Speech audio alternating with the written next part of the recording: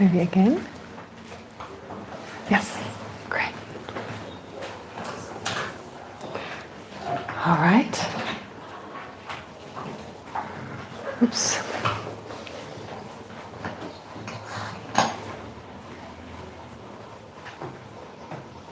I'll try not to move too much. Okay. So let's start with the prayers. Until I reach enlightenment, I take refuge in the Buddha, the Dharma, and the Supreme Assembly. By accumulating merit and wisdom through generosity and the other perfections, may I attain Buddhahood for the benefit of all sentient beings. Until I reach enlightenment, I take refuge in the Buddha, the Dharma, and the Supreme Assembly. By accumulating merit and wisdom through generosity and the other perfections, may I attain Buddhahood for the benefit of all sentient beings. Until I reach enlightenment, I take refuge in the Buddha, the Dharma, and the Supreme Assembly. By accumulating merit and wisdom through generosity and the other perfections, may I attain Buddhahood for the benefit of all sentient beings. May all sentient beings have happiness and the causes of happiness. May all sentient beings be free from suffering and the causes of suffering. May all sentient beings never be separated from the happiness that is free from suffering. May all sentient beings abide in equanimity, free from attachment and anger that holds some close and others distant. I pay homage to the Sublime Mother of the victorious ones of the three times, the inexpressible, inconceivable, and indescribable perfection of wisdom, which is unborn, unceasing, and of the nature of space, and which is the object of realization of the self-knowing primordial wisdom. Okay.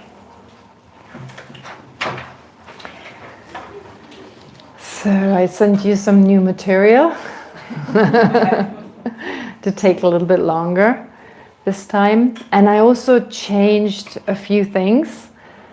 Actually, I sent a copy with the changes to someone. If you want to see the changes, they're red, but I changed it for everyone else. I thought it's not necessary. It's just for those who maybe printed out the text. Now, last time, as I mentioned, we spoke about, well, no, first of all, last time we spoke about the perfections. And as I mentioned last time, I did go into a lot of detail on them, though they're not really difficult.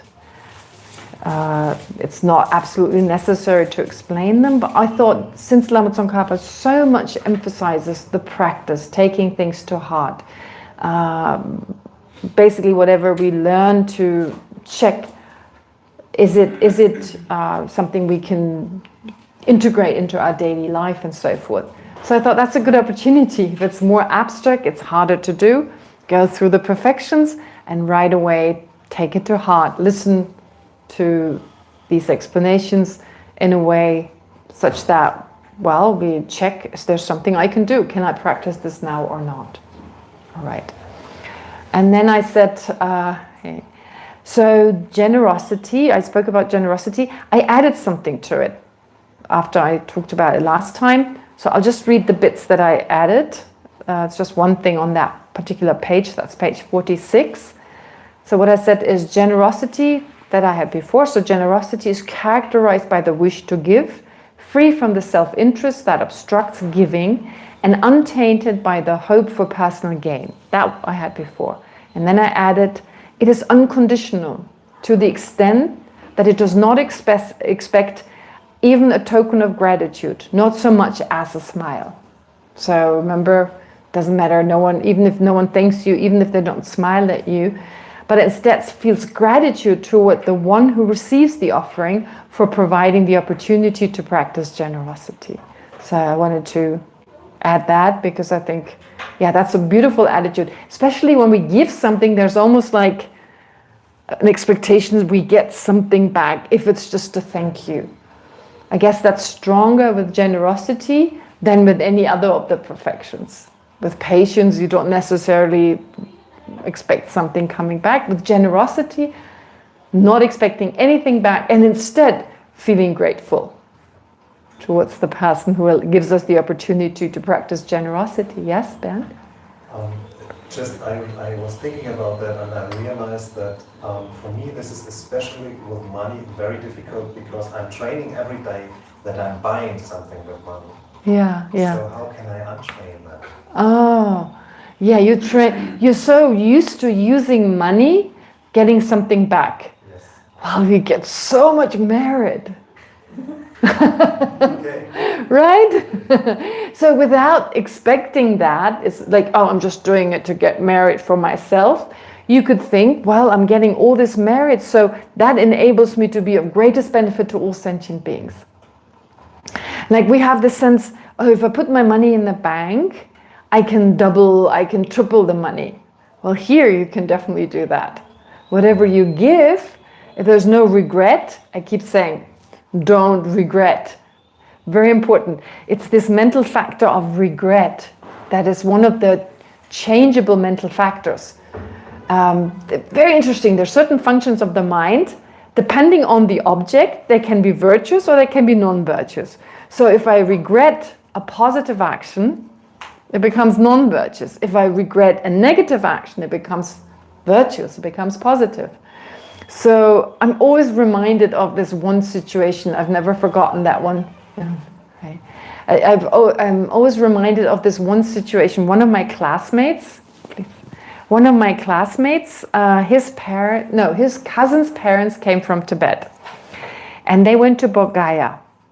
To take the Kala Chakra initiation from His Holiness, and they were standing in the line, ready to make an offering to His Holiness. What an opportunity! I mean, to give something to His Holiness, such an opportunity.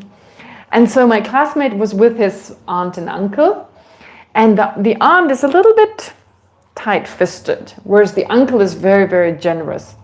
And so the uncle puts 500 rupees in an envelope, and she goes, "No, that's too much, that's too much." So my classmate thought it was really funny, he was laughing. I mean, it was just so cute. But it's like, don't do that, right? You've got this incredible opportunity, it's 500 rupees. Yeah, I mean, that was like 20 years ago, so it was a little more than it's now, but still. And so I keep telling people, if you make a generous offering, well, first think about it. Because if you later on regret, not only the money is gone, but also the virtue. Yeah, and we all know this. This is not unique to anyone. We all have that sense like, oh yeah, I want to give, and then you give and you're like, ooh, that was too much. So now, money gone, virtue gone. The very least you can do is to rejoice. Okay, money's gone, can't change it, can't go back and say, excuse me, that was too much, can I take out some money? No way. So that's very important to think about it well. It's not about the amount anyway. I mean, it's of course, yes, in a way, if you can give a lot and it makes it harder for you, that's incredible virtue, unbelievable virtue. But still, in the end, it's much more, if you can't give that much, it doesn't matter, 10 rupees, 20, whatever it is, it's the wish to give that's important. But I take it even further. There's something that you take it even further. Imagine you go to Lower Dharamsala to go shopping, and you put in a lot of money in your purse, and you do what I did the other day. Don't pay attention and put it in the wrong pocket. I tell everyone, don't, always put your money in the bag, but I'm not listening to my own advice. And it was stolen. My money was stolen. I could see the lady with her baby. She kept following me around. I didn't pay enough attention to her, and suddenly the bag is open and the money is gone. What you need to do then is give it to her. Give it to her. I mean, the money's gone anyway. You won't get it back. But give it to her that she doesn't accumulate that negative karma of stealing. Because, I mean, if you look around at these beggars, they're not like wealthy, they're not like, comfortable. I mean, they live a miserable life. And so if you give it to them, because the non-virtue of taking it from someone, especially because of the vows we have, the non-virtue can become greater. So just offer it. If someone steals your money, offer it to them. So you've given it to them. So they haven't stolen it from someone. So your money is gone, but you've given it to someone. I think that's really important, because just to be angry with them and wanting them to go to prison, we accumulate non-virtue on top of the whole thing. And we've already accumulated the non-virtue of someone stealing our money, and then we just add to it. So at least turning it into something virtuous. And my mind goes, okay, offer it. Offer it. I was like, it wasn't that easy to just offer it. But in the end, I was like, anyway, what's the point? Yeah. So this is, of course, something I learned from my teacher. So say, just offer it. Just offer it. It's beautiful, isn't it? So an unexpected act of generosity. Okay. And anyway, still, don't tempt them the way I did. Don't put it where I put it. I was almost like, help yourself. I put it in the front of the bag, and she saw me doing that, and I was like, help yourself.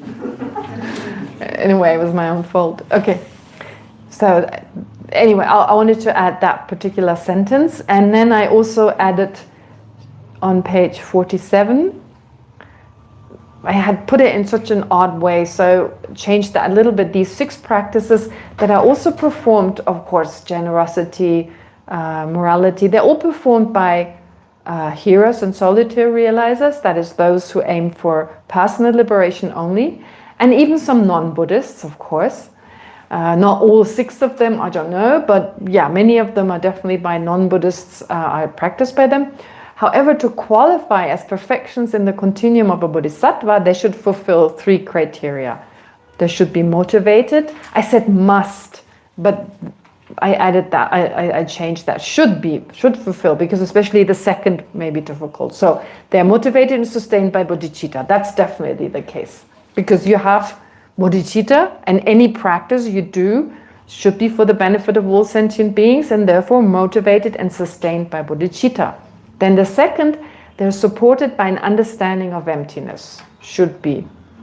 In the case of generosity, for instance, this understanding involves recognizing that the giver, the gift, the act of giving, and the recipient are all empty of intrinsic existence and exist only in dependence upon one another. To remember that, if we can.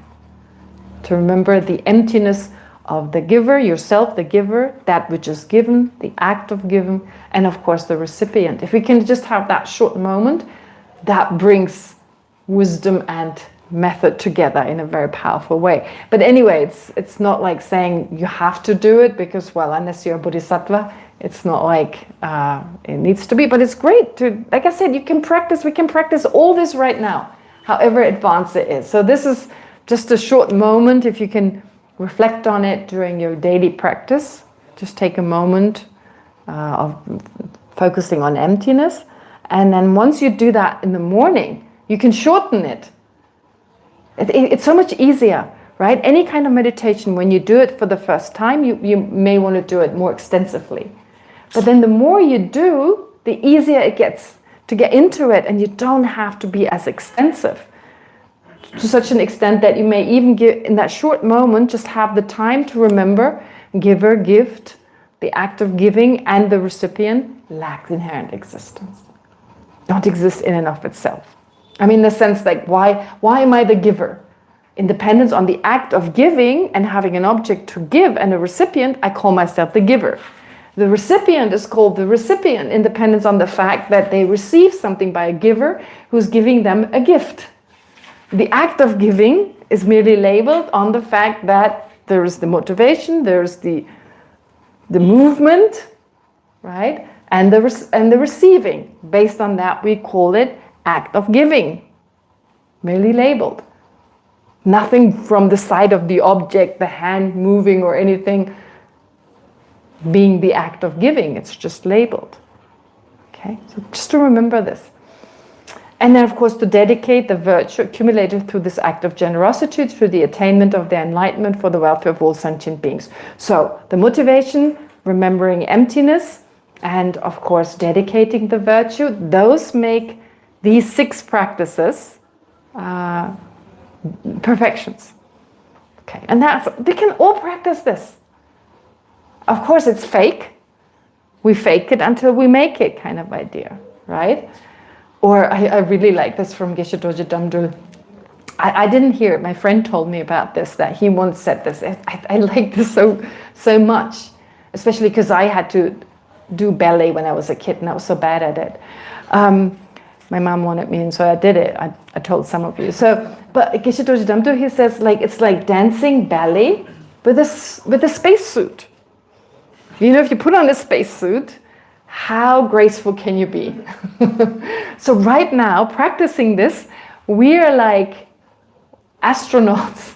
I mean, we're not even astronauts. We put on like a spacesuit, this bulky kind of spacesuit, or maybe a knight's armor, just as awkward. And then you try to be very graceful, do the nutcracker or whatever, you know, like these ballets. Swan Lake, oh, that's a good one. Be like a swan. So it's very graceful. That's how it feels right now, like now, right? Like for us right now, it doesn't come natural. It's awkward. But okay, we start off being like an astronaut with the spacesuit, doing ballet until slowly we get better at it. Yeah. Okay. All right. So we went through this, and then last time we started talking about the temporary benefits of practicing the 6 perfections. Of course, the ultimate benefit we already know. It's these 6 take us to the awakened mind. Of course, most important, wisdom, but very much supported by the other perfections. So, generosity, we already discussed, brings about resources in the future, but not just material resources. Also, of course, support for our practice, because giving includes giving protection, giving support, giving our time. Wow, time is money, so it's kind of like, wow, it's like giving possessions. And then, of course, giving the Dharma. And similarly, we get that back. Just the law of karma, what goes around comes around kind of idea. So that's important. But also something that comes up later, but not today. There's nothing wrong with possessing things, first of all. And also what's very beautiful, and I think many lamas do that, because sometimes they have a lot of possessions. I mean, like they're given, you know, large properties and I don't know, whatever else. What they do is, well, first of all, large properties, they usually create a place where other people can stay. So maybe a Dharma center or a monastery or a nunnery. But also the most basic necessities that they need, they keep them, but they have the attitude, I'll use them for the benefit of all sentient beings. So there's nothing wrong using whatever you have, your bedding, your clothes, your food. Of course, you need to be strong and healthy. And if possible, generate that. And of course, attachment will sneak in. That's natural. But we can still think, if you think like, oh, I've got this stuff and that stuff. Oh, I can use it for the Dharma. Here we need to distinguish, of course, between the things we really don't need and someone else could use. So why just fill your cupboards with stuff you don't need? Or stuff that its maintenance takes up a lot of time and it doesn't really benefit you. But anything that keeps you healthy and strong and you can use for the Dharma, it's okay. If you can use it, of course you may also use it for other things, but with that motivation, actually all your possessions become meaningful. Okay. Anyways, so there's nothing shameful about wanting resources. I mean, we need to stay alive and we need to stay strong and healthy. I talked about morality. Morality brings happiness. And again, to emphasize this again, there is no need to feel guilty about being happy. It's an inner happiness. I stress that. I mentioned that there are some cultures where I've been told people feel guilty when they're happy because there's so much suffering around. But that's like a doctor feeling guilty that they're healthy. As I said, that they're healthy because so many people are sick and they know best. And then they can't benefit anyone. A sick doctor is not of that much benefit. So therefore, it's important actually to be well, to be healthy, to be of best benefit to others. And again, other people will possibly be inspired. How many people are inspired by His Holiness? Just seeing the smiling face that's not wavering, that's like, wow, who's this person? Beaming. Yeah. And that kind of happiness inspires us to find out, where does that come from? Yeah. So there are many reasons for having that sense of inner peace and happiness.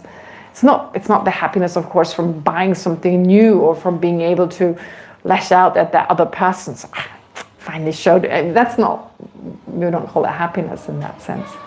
All right. Anyway, that morality brings happiness. Patience brings luster. That's what I talked about last time. So there's a lot of talk, or it's oftentimes mentioned in the text, that in a next life, a patient person has a pleasant appearance. May look beautiful, but actually it's not so much about beauty, like, wow, now you become a model kind of beauty. But I think it's more about having a pleasant appearance, so that you're attractive to people, and if you can share the Dharma with them, well, that's a very helpful quality. I don't know, have you ever noticed how many of the lamas have very striking external features? Something that attracts, well, because, well, if you look like people don't want to look at you, it's much harder to teach the Dharma. So it kind of makes sense, right? I mean, especially at a day and age when we're so obsessed about the external, aren't we? Yeah, it makes perfect sense that many of the lamas are very pleasing to the eyes. Yeah. So therefore, well, first of all, actually patience already brings some kind of radiance. Like, people who are very patient, they have some, I mean, they're usually very calm, collected. It's almost like you can pick up on that calmness and being able to bear problems and so forth. Just that calmness can be infectious even, right? If you're in a situation and everyone is panicking and they can keep calm and together, that's also a kind of patience. Not to kind of lose your cool, but think, what can I do in this situation? Not be carried away by panic and fear and resentment. So that here may lead to some kind of radiance, inner beauty, dignity, or even spiritual glow, for lack of a better word. So cultivating patience, of course, prevents anger, resentment, and agitation. Can also refer to, of course, preventing fear, etc.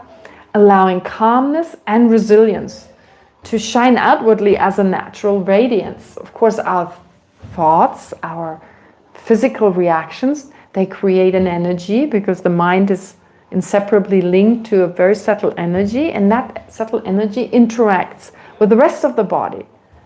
Therefore, it makes perfect sense that it has a positive effect on the body and possibly becomes obvious to others. Karmically, it results in a pleasing appearance and a serene presence in future lives. Such qualities naturally draw others near, creating the conditions to benefit them more effectively through the Dharma. Yeah, it's funny that bodhisattvas kind of wish for the same thing that ordinary people wish for: a pleasant external appearance, charisma, fame. Fame is a good thing. For a bodhisattva, fame is a good thing, not for their own benefit. I mean, you can wish for fame in the same way as someone else does, but with a very different, for a very different reason. Yeah. I remember one of my relatives once saw a picture. My father, many years ago, my father is paralyzed. He had a stroke a long time ago, so he's paralyzed, he can't talk. But in 2014, His Holiness came to Hamburg, and a center there very kindly invited me and my parents to participate. So everything was for free. So for my dad, that was such an opportunity because he couldn't travel. And I asked for an audience with His Holiness. So just a short one, of course, there was not much, but I wanted my dad to have that opportunity with His Holiness. Wow, that was the best experience ever. Amazing what His Holiness did for my dad. My dad didn't even know it was a private audience because he doesn't always understand. So he thought it was going to be a public, and I got him a big bouquet of flowers to offer to His Holiness. And he stood there and he was like, where is everyone? I mean, he can't say it, but he can just, like, where's everyone? And I was like, there is no one. Oh, it's just me? Kind of like, he was so excited, he was so happy. And my mom was there, and my dad's second wife, my stepmom. And so my stepmom doesn't really like religion that much, but His Holiness comes in and she is weeping.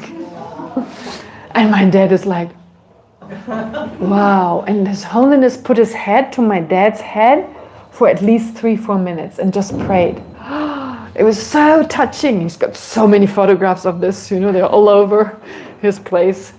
So beautiful, it was so beautiful and amazing, this audience. Anyway, so we took pictures. There was even someone with a video camera who just happened to be there. We got this beautiful video. Every person who came afterwards to our home had to watch the video. Wow, and my father got pictures of His Holiness there next to his bed now. It was like amazing. And there's this very beautiful scene in the video because we were all excited, but my dad kept looking at His Holiness. And His Holiness disappeared in an elevator. And my dad kept waving at His Holiness. We were like all doing other things. And you can see my dad keeps... And then as the doors of the elevator close, the bodyguards happen to step at the side. And there's His Holiness waving to my dad. So just the two. It's so beautiful. Really amazing. So, wow, I was so grateful to His Holiness that my dad had that opportunity. It's like, I think until now it's lasted. He's fine. He's okay. That was in 2014, so it's been more than 10 years. But one of my relatives saw the photographs and reacted like, oh, look, he wants to take a picture with a man in a wheelchair. Oh. And I'm like, what? He did it for us. This person thought, like how they ordinarily think, like, oh, I want to take a picture.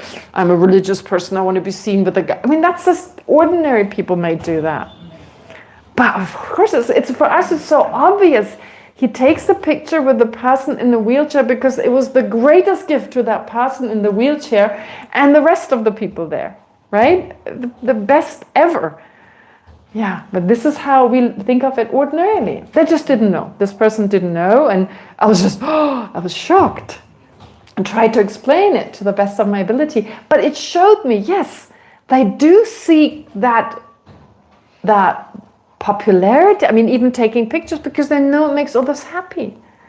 And they have so much to share. So if they're famous, then people can benefit from them. So for us, it's beneficial that they're famous. Only for us. Yeah.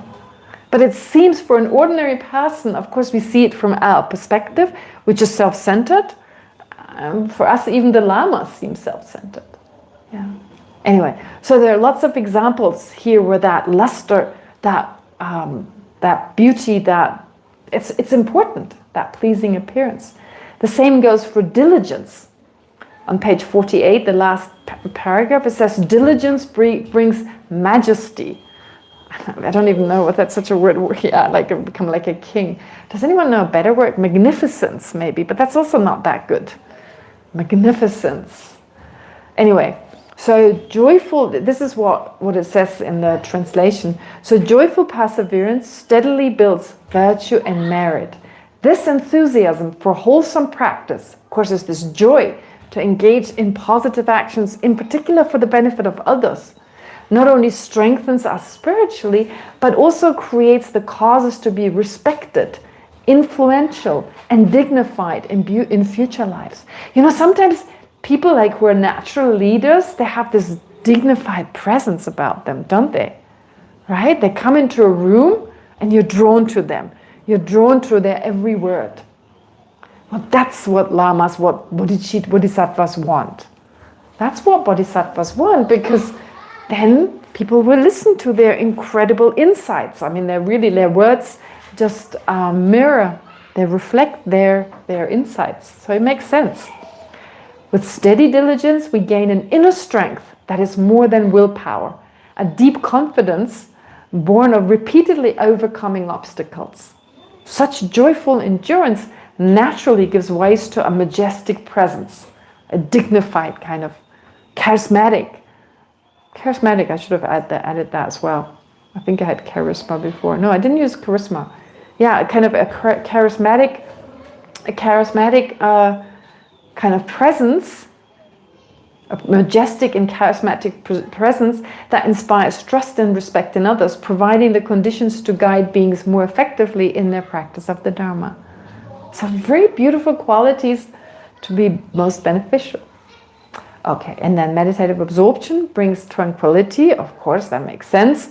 Through this meditative absorption, our mind becomes more stable, undistracted, and deeply peaceful. So it's free from the two obstacles to concentration, the agitation of mental excitation and the heaviness or the dullness of laxity. And it abides, of course, single-pointedly in clarity. This concentration generates inner serenity in the present and creates the karmic conditions for calm, ease, and stability in the future, together with an effortless ability to engage in continuous and prolonged meditation. Also very important. And then number 6, wisdom brings release. So it loosens the hold of ignorance, very important. It dispels confusion and frees our mind from false projections, very important. We have so many of them. Confusion, right? Or false projections, contradictory views that we somehow make both work. Even a merely conceptual realization of emptiness weakens afflictions such as craving and grasping, bringing greater peace and stability in daily life. So when stuff really goes wrong, when stuff, like let's say you feel so hurt, the self is usually involved, right? Someone insults you, someone says something really nasty, or it hurts you in a particular way. It may just be helpful to think the self that feels hurt is actually not there. Just that, okay. I mean, it'll go back to thinking, yeah, but I feel really crappy and how dare they, and so forth. But if you can control the mind and go back and think, well, but it's not there. There's that I. I'm not saying the I isn't there, but the I that feels hurt is the projected I. It's not the conventional I. Because logically, we label the I on the basis of mind or body, and the mind, you can't hurt the mind. Only if you make a big story out of it and then you feel miserable. So you say, my feelings were hurt. But you can't literally, is there a monkey? No. you can't literally hurt the mind. You could hurt the body, right? But of course we have a saying, sticks and stones can break your bones. Oh, it's a cat. Sticks and stones can break your bones, but words can do no harm, right? The Tibetans also have a nice, I'm trying to think how it goes.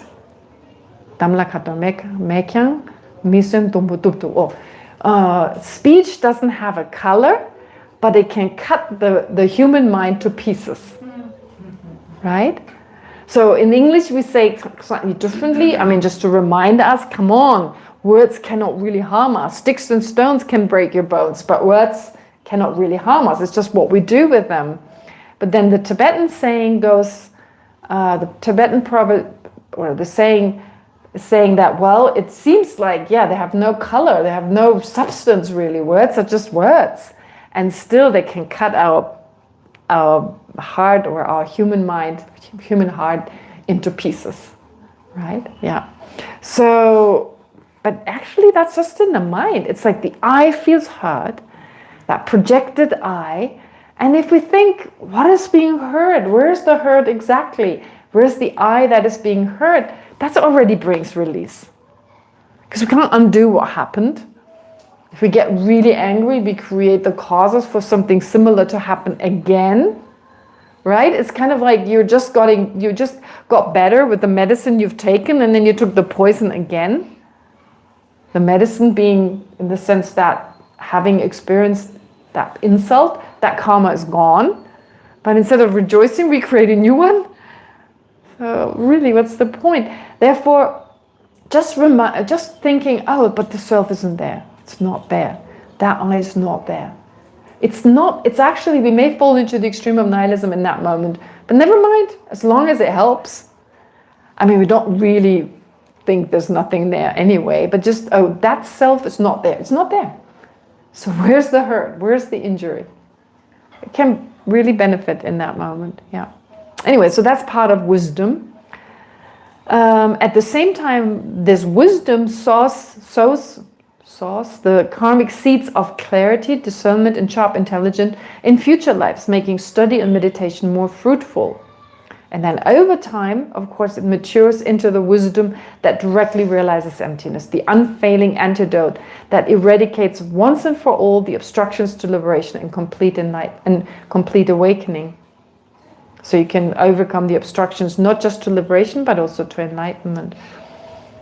And it's so interesting how wisdom, how our understanding grows. There's just a natural thing about our mind. When you study the Dharma, if you read like something really complicated, you read it once and it seems like, I don't understand anything. But the funny thing is you read it twice, you read it 3 times, and you'll notice you understand more and more. Right? It's just a matter of hanging in there. Sometimes, yeah, any kind of text. I remember the other day I had to teach a class, and I read in a particular text about this, and I was like, huh? I don't understand anything. How is that even possible? And because there wasn't much time, I had to start teaching, and anyway, it didn't come up, so that was okay. But then when I was done, I thought, I read it again. And then I understood the whole thing. So it was just my state of mind. It wasn't focused enough. I probably jumped over a few words, didn't read the whole thing. And just reading it a second time, right? And then it was okay. And it was something I had studied before, so it was no big surprise. But even when I read in advance something that I hadn't studied yet, I found if I read it 3 times, every time I understood more.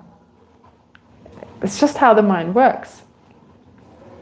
Okay, so these are the 6 perfections and their temporary benefits. So as long as we're not enlightened, those are their benefits, and they're great. We can all benefit from them greatly. And then, of course, when it comes to compassion, because Arya Nagarjuna also mentions great compassion as part of the 6 perfections. He added them in his precious garland. All aims are realized with a compassionate heart or with a compassionate mind. So great compassion is the altruistic force that broadens every practice to encompass all sentient beings, while without it, generosity, morality, or wisdom may become directed toward personal liberation alone. Therefore, it's very important that the motivation here is great compassion and bodhicitta. When great compassion is present, the mind is uplifted, free from any narrow self-concern, and joyful in working for others. It's also not worried. It's very funny. When you work for yourself only, you're more likely to worry about yourself. But the beauty is when you do it for all sentient beings, you don't worry about them. Because you can't be attached to all sentient beings. You can only worry about someone if you have attachment towards them. But our afflictions are limited in so many ways. And one limitation is you can't be attached to everyone. Could you be attached to every living being? It's impossible. How does that even work? Is there anyone who feels they're attached to every living being? No. Every single one. And we don't even know all sentient beings. But even the ones we all know, we're not attached to all of them. Can't even be angry with all of them, and so forth. Yeah. So it's very limited, but love and compassion are different. And so this narrow self-concern that leads us to be worried, to be anxious, none of that can really work, or comes into play or arises. It's just this joy to work for others. And in this way, great bodhisattvas, or great compassion, serves as the primary cause for steady progress along the bodhisattva path. All right, so these are the 6 perfections. And again, I know that you all know them. Most of you, yeah, I'm pretty sure you know them. But we should internalize this a little bit, like to the best of our ability. Then we follow Lama Tsongkhapa's instructions, who keeps saying, don't just become like a parrot. Really practice this. And then there's also one verse from the Precious Garland where Arya Nagarjuna says, through simultaneous perfection of all 7 of these, without exception, one attains lordship of the world itself, the sphere of inconceivable gnosis. So what does this mean? This verse describes how the 6 perfections and great compassion are to be practiced in union, and then points to their final result, which is this wisdom, this particular type of wisdom. So each of the 6 perfections is to be practiced together with the others and with great compassion. So how does that work? To illustrate this, let's only consider the example of generosity, and then the rest, of course, is clear. So you practice, and this is what's in the text. For instance, when we study Parchin, when we study the implicit meaning of the Perfection of Wisdom Sutras, the first 6 years of our study before Madhyamika, we learn about this exactly. So the generosity of generosity, the morality of generosity. So what is the generosity of generosity? It is to dedicate the roots of virtue gained through giving to the welfare of sentient beings. So we give to someone, and we then mentally dedicate that virtue to all sentient beings. Whatever positive result you gain from practicing generosity, you visualize, I give it to others. You may even visualize, I give all my wealth to others. It kind of seems like cheating, but the power of the mind, I mean, you do keep it in order to be able to benefit others, but you can think, I've given all this to others, I'm just borrowing it. His Holiness has also talked about that. He said, just offer it to all sentient beings. His Holiness and other lamas, I think Lama Zopa Rinpoche as well. Like, you offer it to all sentient beings and you're just borrowing it. You're just using it for their benefit. Isn't that a beautiful attitude? Such is the power of the mind that you can do this with full conviction, but still use it. Of course, you can't suppress the attachment we have, but okay, the attachment is also there. Work with that when it's necessary. But you can just force it. It's pretty easy. You can just have that thought. Wake up in the morning, look around your room and go, this belongs to everyone. I've offered it to all sentient beings, but I'm going to use it for their benefit. Just that thought, right? Without thinking of it the whole day, has repercussions. So with this attitude early on in the morning, the non-virtue of being attached to them is definitely reduced. There is, of course, attachment, and if someone breaks it and you get, there's resentment and so forth, that's, of course, something that's non-virtue. But you can turn it around simply through your thoughts. The power of the mind, it's not about having some kind of telepathic abilities, clairvoyance. Those are also great, but who's got them? It's something as simple as that in the morning. Of course, first of all, whatever I'm going to do today is for the benefit of all sentient beings. So included in that, everything I own, I'm using it for the benefit of all sentient beings. I'm borrowing it, but it's actually theirs. Right? It's quite beautiful and very effective. So the generosity of generosity is to dedicate the roots of virtue. Dedicate whatever you have. Dedicate whatever positive potential. That's our most important possession anyway. That's the only thing we take with us. Of all the positive aspects, right? If you think positive may be popularity or money or what else? Success or gain. None of that you can take with you. The only thing is the virtue we have. It's the only thing when we die we take with us, right? So, anyway, so you dedicate that precious roots of virtue, that positive potential. Then the morality of generosity is to avoid harmful attitudes, such as giving with the desire for fame or recognition, while at the same time cultivating, so to avoid these harmful attitudes, negative motivation, while at the same time cultivating wholesome qualities, among them a heartfelt sense of gratitude to the recipient for providing the opportunity to engage in this precious practice. So that's the morality of giving. Okay?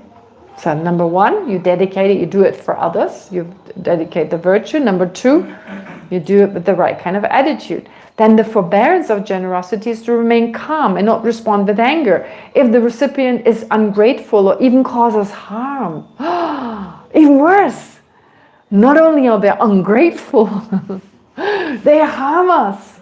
Wow. And also to accept hardships such as cold, fatigue, or illness that may arise in the act of giving. Right? Get out of your way, maybe feed all the beggars. Maybe, I don't know, when it's really cold outside, so you face the cold, the fatigue and illness in whichever way, right? So again, that's a forbearance, being patient with that, not getting angry or anxious and so forth. Then the diligence of generosity is to cultivate enthusiasm and take genuine delight in offering to others. The meditative absorption of generosity is to maintain mindfulness and concentration throughout the act of giving, especially by holding firmly and clearly, especially by holding firmly and clearly to the thought of emptiness, as explained. So that's wrong. Again, I have to change it. Sorry, I made a mistake. So I'll get another version eventually, but I'll take my time. I have to first get the other new pages done. Okay, so but anyway, so especially by holding firmly and clearly onto thinking of emptiness, as explained in the next point. But also, yeah, more than that, it's also watching our mind to do everything that happened before with introspection and vigilance. So am I really patient? Am I dedicating my virtue? Do I have diligence to kind of check my mind whether I'm expecting gratitude or not, etc. That would also be part of concentration, I guess you could say. Mindfulness, introspection, alertness. Remember, I talked about that before. When we talk about mindfulness in the West, this is from His Holiness. His Holiness said this very beautifully. There's a book by His Holiness called Secular Ethics? Is there a book by His Holiness that's called Beyond Religion? Beyond Religion, yeah. It's called Beyond Religion. Yeah, His Holiness said he wanted it to be called Secular Ethics, but the publisher said, no, Beyond Religion is better. So in that book, I think it's the second part, His Holiness very beautifully explains mindfulness as we understand it in the West, and this is not verbatim, I'm not quoting His Holiness, but that's how I understood it. Mindfulness as we understand it in the West contains or means these three qualities. Number one, attentiveness or alertness, so to be very alert and attentive. Number two, having that alertness directed at our own mind. And number three, not forgetting to do that, right? Recalling. So that's mindfulness in the literal Tibetan sense of the word, to remember. Yeah, so you have these three. That's what we call mindfulness in the West. When people say mindfulness, they don't literally mean recalling. They don't literally just mean alertness. They don't just mean introspection. They mean all three. I think His Holiness gave a beautiful explanation of that. And then, of course, the wisdom of generosity is to recognize that the giver, the recipient, and the act of giving, and the gift itself, forgot that one, are empty of intrinsic existence, yet arise in dependence on one another. In this case, there are two objects. The object that is given and the object that receives. Right? So usually they say the object, so the agent, the action, and the object. That's how it's usually formulated. So whatever we do, any virtuous action, the agent, ourselves, the action, and the object. And some objects, sometimes you have two objects. Yeah? Two objects. In this case, the object is the gift that is given and the recipient. Okay. Then generosity motivated by great compassion. All right, so generosity should be combined with all the six before, generosity, and then of great compassion, means to give with a heartfelt wish that sentient being, but all other sentient beings as well, be free from suffering, its causes, and all other limitation, so that every act of offering is imbued with the altruistic intention to benefit them. Right? So that sounds like, what? 7 in 1? Oh my God, I have to count my money first before I can actually... But we can even practice this at home, visualize this act with the beggar. I mean, it would be odd to stand before them and say, wait a second, let me just... That would be odd. But you can train it at home to think, okay, this I will remember this and this and this. And then when you've done that at home often enough, then it's pretty quick. And you can even do it when you walk away. And I'm not saying we all have to do that. If you just do a little bit of that, great compassion, that would be already wonderful. Yeah. The same approach applies to the other perfections, sure. Practice in this integrated way, the 6 perfections, together with great compassion, culminate, of course, in the omniscient mind of a Buddha. So that's why their temporary causes are the ones I mentioned, but their ultimate causes are obviously the state of a Buddha. But then they're brought together, not separately. In fact, when you learn about Buddhism, you really learn how everything is connected, and how, depending on your attitude, you can bring that connection. You can bring it about. I mean, it's like you understand that it's all connected. There's not a single Dharma teaching that doesn't connect to everything else. There's not a single teaching that doesn't connect to every other fact, which is really beautiful. In that way, when you learn the Dharma, you learn the different concepts. And once you have a basic understanding, you suddenly see how it's all interconnected. And then everything makes sense. Right now, and that was the same when we studied, I sometimes I sometimes call it like working on a puzzle. You know, like puzzles, these huge puzzles. That's one thing my dad can do really well, puzzle. So he does a lot of puzzles, 500 pieces, 1,000 pieces.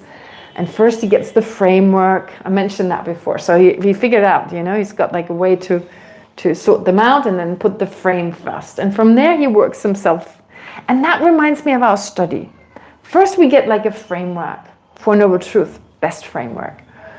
And then we learn different pieces. You know, we look at each piece, get to know it, and then learn where to put it. Basically, where does it belong to? How it connects to other things. But in the beginning, we were very much focused on every puzzle piece.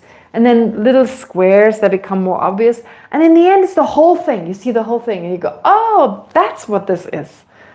A boring old bridge or whatever. No, I'm kidding. No, but of course, it's the whole Dharma.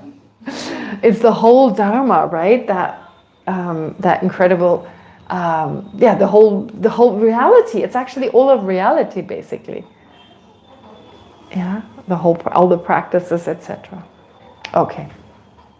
So once you've understood having combined the different practices, so the sphere of inconceivable gnosis of an awakened one who has attained lordship. Oh yeah, this is just the explanation of the verse from before. So you attain Buddhahood, which is the sphere of inconceivable wisdom or gnosis. Inconceivable gnosis, first I hated that word. First of all, I didn't know how to pronounce it. That really annoyed me. Secondly, it didn't sound English. And thirdly, it was like, no one uses it. So I refused to use it. And now I'm thinking, well, it's kind of short. It's easy. It means exalted wisdom, not the ordinary wisdom. Like it's really like beyond that, a deeper, non-dual kind of understanding. And so I've actually started using it. I'm not sure I pronounce it correctly. It's like gnosis, right? I don't know. Yeah, okay, you understand me. So anyway, the sphere, so what do you achieve in the end? That inconceivable. Why inconceivable? Because for us, it's right now inconceivable. No way could we fathom that understanding that a Buddha has, of course. So inconceivable not for a Buddha, obviously, but for us. Of an awakened one, of a Buddha, who has attained lordship of the world itself. Lordship of the world itself. Okay, so this lordship signifies mastery over cyclic existence, not as worldly authority, not like becoming some kind of worldly dictator or something. No, but as the sovereign freedom, of a sage or a Buddha, able to protect and guide all sentient beings most effectively towards the same awakening. So having that freedom, having that ability, having that ability to guide all sentient beings. What a power, right? I mean, I would wish to be able to tell sentient beings everything that they need to hear, but I can't. I don't know what they need. I don't know what they... I mean, even if they're just sad and upset and they want my advice, I'm like, oh, I'm saying the right thing here. Just don't know. So incredible. You sit down, you can tell them exactly what they need to hear. How beautiful is that? Okay. So anyway, this was Lama Tsongkhapa here. Lama Tsongkhapa here introducing Arya Nagarjuna's precious garland. Basically saying, so he gave us these verses, that's why I explained them. So this is what I'm going to this is what Chandrakirti explained, and this is where Chandrakirti took it from. Okay. The text here identifies the 6 perfections, and what I gave here as the explanation, that's not how they're going to be explained later on. They'll all be explained, but in a different way. I gave the kind of more common from the Lamrim kind of explanation, but then Acharya Chandrakirti does a beautiful job to explain each one of them in a really unique way, very beautifully. The text here identifies the 6 perfections, that's now Lama Tsongkhapa. The text here identifies the 6 perfections and explains their benefits as well. It also outlines how to train in them with the complementary factor of compassion. In this way, Nagarjuna, and in the English translation it doesn't add Arya, so I didn't add that in the English translation. So Nagarjuna teaches us how the awakening mind, the basis of the Bodhisattva deeds, comes first, and how through these deeds we traverse the 10 grounds of a Bodhisattva. So to explain this particular passage, Lama Tsongkhapa here summarizes these 5 verses from the Precious Garland, verse 435 to 439, by noting that Arya Nagarjuna identifies the 6 perfections, describes their positive results, and explains that they must be practiced together with great compassion. When this, what we just went through, these verses, 435 and 439, when read together with verse 175, which we did before, cited earlier, when it says, the roots of this are an awakening mind as firm as mirror, king of mountains. So when you read this together, these 5 verses together with verse 175, it becomes clear that Arya Nagarjuna is indicating that bodhicitta, which is the foundation of all bodhisattva deeds, must be first generated. So we must have bodhicitta. And again, to be this ballet dancer in the spacesuit, I mean, that's fine. And I keep saying, just don't be timid. Just be confident. If the Buddhas did it, I can do it. Yes, that's true. I mean, it's like, this is not arrogance. This is why the Buddha became fully enlightened, because at some point the Buddha realized, if they can do it, I can do it. It's based on reality. We have the same mind. We have already everything to become a Buddha. We have all the ingredients to become a Buddha. We don't need anything from the outside. We need to just remove what obstructs the mind from being enlightened. Of course, we need external help, but it's not like you need some ingredient that you don't already have. And in some traditions that is emphasized more when they say you're already a Buddha, which doesn't literally mean you, of course, as we know, but it puts more emphasis on that. To realize what's holding us back is thinking, I can't do this. That's what's holding us back.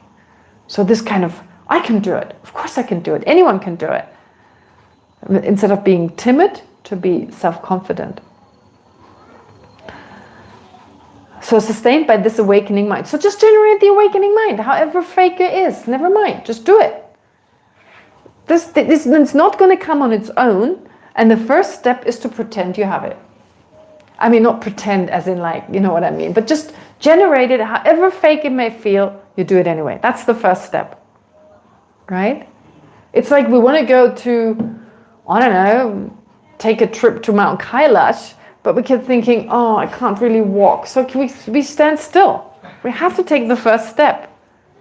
Right? Okay, sustained by, it's like, you know, the first step is maybe difficult, the first 10 are difficult, but then we get trained in it and it gets easier and easier and it becomes more and more effortless. Okay, So sustained by this awakening mind, the practice of the perfections then enables gradual progress through the 10 bodhisattva stages on the path to full enlightenment. Right? Full awakening. That's true for everyone. I love how Lama Tsongkhapa speaks. Like, as if I could do it. I mean, like, you know, it's like when you read through it, now I had the precious opportunity to read through this text, and it almost sometimes felt like he is talking to me. Now, of course, he's not, but because you read it so intensely, and it's like, come on, it's possible. Don't make a fuss. I mean, he's not just talking about the high lamas, he's talking to all of us. In his praise to the ultimate, so that's Precious Garland. Remember I said there were 3 main texts that Acharya Chandrakirti relied on when he composed Entering the Middle Way. One is Precious Garland, the second is the praise to Dhammadhatu, or as Geshe Jimba calls it, the praise to the ultimate expanse. So in his praise to the ultimate expanse too, Nagarjuna speaks of generating the awakening mind on the basis of going for refuge, on the basis of how the 10 perfections enhance the natural sphere, dhatu, and he presents the 10 bodhisattva grounds as well. All right, generating the awakening mind on the basis of going for refuge. Okay, that's one aspect. Then how the 10 perfections enhance the natural sphere. What does that even mean? What does that even mean? Okay, first of all, that needs to be explained. So in general, the ultimate expanse, or Dhammadhatu, refers to the ultimate nature of reality or emptiness. But when considered in relation to the mind of sentient beings, it also means the emptiness of their mental consciousness, which is their Buddha nature. Okay, so Dhammadhatu in general, that word, that weird word, ultimate expanse. Okay, ultimate expanse, kind of a little bit, okay, expanse, emptiness is everywhere. Ultimate is the ultimate nature. All right. But it also refers to the emptiness of our own mind. In a particular context, it's understood to mean emptiness of our own mind. That's why in Praise to Dhammadhatu, it's very much about Buddha nature. To quote Geshe Kelsang, I really like that. I've said it many times. So those of you who've heard me say it many times, then just ignore it. But it's so beautiful. Geshe Kelsang, he once said, Buddha nature, it basically means we have all the ingredients to become a Buddha. I used his explanation before. And he gives the analogy of what? Remember? The analogy he gives? Of ordering tukpa in a restaurant. Right? So a good tukpa has not been cooking on the stove for the last 5 hours. It's freshly prepared, right? So when it says on the menu, we have tukpa. Are they lying? Because it's not there yet. So it's not ready. It's not. They still have to make it, right? Are they lying? No, they're saying we have all the ingredients to make tukpa.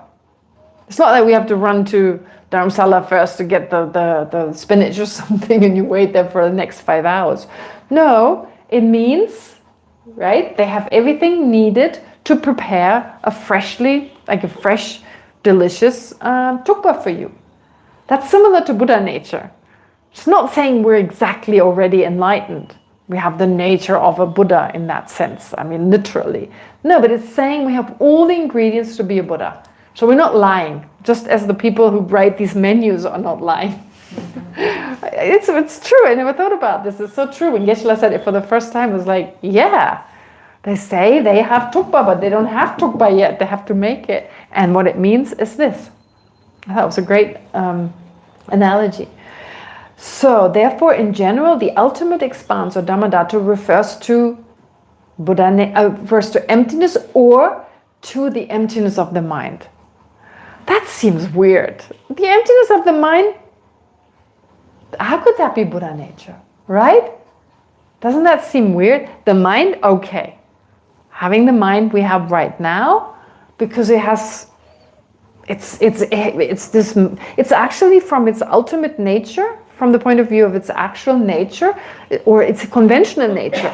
What is the definition of consciousness? That which is clear and aware. I like that. That's a new translation. they use in science and philosophy in the Indian classics, although some of the words are really odd, but this I really like. Consciousness is defined as that which is clear and aware. Because not every mind knows something, but every mind is aware. It's conscious, it's aware. So they use this different definition, which I came to like. First I was like, no, but now I like it. It makes sense to me. So clear, things can appear to it, and it can be aware of things. And of course it can also has the potential to know. Right? So clear and aware. Or clear and knowing, if you prefer this definition. So we all have that. That's the basic function of the mind. For things to appear to it, to allow for things to appear. It's not like you have to take this cup and put it in your eye or something. No, it's over there and it appears to your mind. Right? All of you appear to me, although you don't have to enter my eye or my brain or anything. I mean, that would be absurd. Yeah. So of course, certain things you have to bring closer. For me to taste something, it has to touch my tongue. Or my body, has to come close enough. But especially visual objects, not necessary, right? So something can appear to it. My mind allows for things to appear to it. I can think about what I did this morning. Although it's long gone, it appears to my mind. And my mind experiences it. It can know, it experiences. It's aware. So this capacity of us, which is not the brain, which is not the body, it's that ability, that action, we label that mind. Right? Okay. So that is considered Buddha nature, especially the mental consciousness. The mental consciousness, the sense consciousnesses, they don't really change, like they don't evolve. You can suddenly see more. In fact, it's the opposite. As you grow older, you see less. But it's the mental consciousness that changes and transforms and evolves and becomes more wise, and it becomes more compassionate and so forth. Therefore, there are two Buddha natures actually, two types. One is called the evolving Buddha nature, which is the mental consciousness in a sentient being's continuum that will become the omniscient mind of a Buddha. So I seem to be a little bit off topic here because I'm supposed to just talk about this text and now I go into Buddha nature. But the reason I do this is when we learn this, our teacher goes, well, as you know, Buddha nature, remember you studied that in the year such and such. We all studied this. So I'm just shortly introducing Buddha nature to you so you have that same kind of experience. All right, the two types of Buddha nature, evolving or developing Buddha nature, which is the mental consciousness. Your mental consciousness right now is that which becomes the mind of a Buddha. That continuum will go on to become the mind of a Buddha. That's why it's Buddha nature. It's got everything there, all the ingredients, everything that's needed, except there's all this extra mess. These afflictions, wrong views, and they can be removed from the mind. Okay, so the mental consciousness is number one, Buddha nature. And then there's what's called the natural Buddha nature, because our mind naturally lacks inherent existence. So its natural Buddha nature is the lack of intrinsic existence of that mental consciousness. The first one is pretty clear. The second one needs to be explained. All right, natural Buddha nature. The emptiness of your mental consciousness. The emptiness of your mental consciousness is, why is this Buddha nature? Because it makes transformation possible, number one. If your mind didn't lack inherent existence, it couldn't change. The way it appears to us, like static, unchanged, like if phenomena really existed inherently, they would have to be permanent. They couldn't change. Because they couldn't be influenced. They would exist in and of themselves, which means they didn't have to depend on something to be whatever they are. And if they are not dependent on other things, they cannot be affected by other things. So transformation is possible, but through many causes and conditions that have an effect on them. For instance, thinking about the teachings, receiving teachings and so forth, all that is required to change the mind. There's no contradiction saying we have all the ingredients to become a Buddha, but we need the external influence. We need a Buddha's teachings and so forth. Does that make sense? So then this mind, you don't need to add anything to the mind itself. In fact, you just need to remove certain things from the mind. It's all about removal and not. When we say, I need to add more, or I need to enhance my qualities, really all we're saying is remove what's in the way for that to unfold. Right? Okay. We just use a certain type of language, but when you look deeper, it's really just about removal to unfold the actual nature of the mind. If the mind were intrinsically existent, it could neither be purified of obscurations nor evolve into the awakened mind of a Buddha. Okay, that's one reason why it's Buddha nature. Yet, because it is empty of inherent existence, the mind is open to change. And it is precisely through directly realizing this emptiness, together with the emptiness of all other phenomena, that the obscurations of the mind are overcome.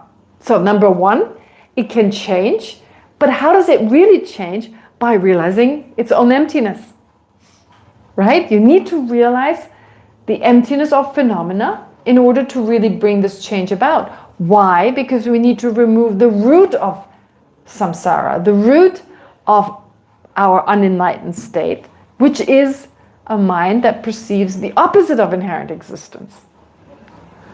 So just as we want to understand there's no monster in the closet, which gives us all that worry, that gives us all that pain, basically, or fear, we need to just understand there is no monster. So because we believe in the monster in the closet, therefore we have problems, we're scared, we can't sleep.